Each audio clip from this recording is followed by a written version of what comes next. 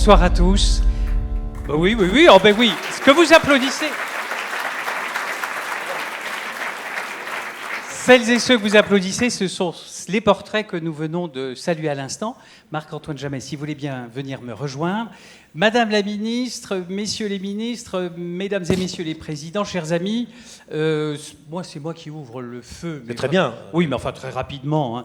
Et j'ouvre le feu pour dire merci. Marc-Antoine, si vous m'y autorisez. Dites-moi merci. Oui, d'abord, je voulais terminer par vous dire merci à vous. Mais on va commencer par dire d'abord bienvenue à vous toutes et tous qui êtes ici pour cette 27e édition des Pierres d'Or. Venez à côté de moi, Marc-Antoine.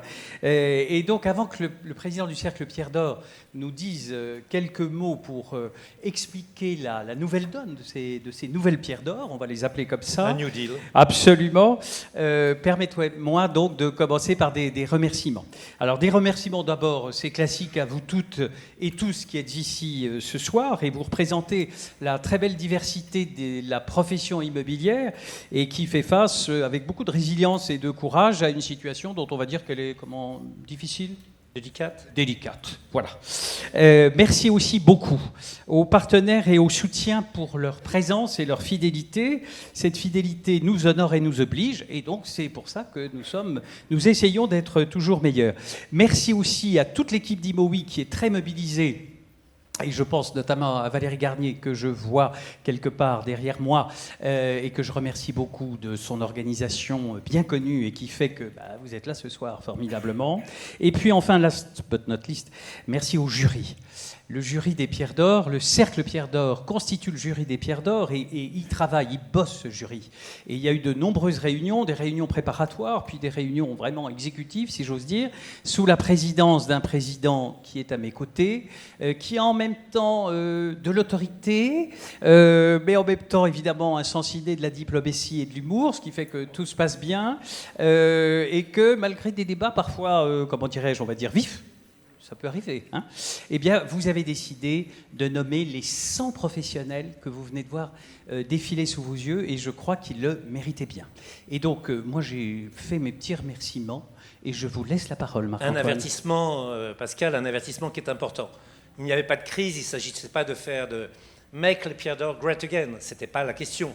Il ne s'agissait pas non plus que Jean-Luc Bonnefille et Marc-Antoine Bompard amène le grand soir, la révolution, le chambardement. Non. Et nous sommes des gens fidèles à la canicule, fidèles à l'Intercontinental, fidèles à l'immobilier, fidèles à vous tous. Mais la Ve République elle-même dure et elle a changé de temps en temps de mode de scrutin. Et c'est ce qui nous est passé par la tête, c'est de garder les valeurs, garder les principes, garder les règles, mais changer les modalités. Et on a pensé d'ailleurs à un moment à faire un scrutin d'arrondissement de l'immobilier, et finalement qui serait limité à Paris, Lyon et Marseille, mais oui, nous avons renoncé à le faire.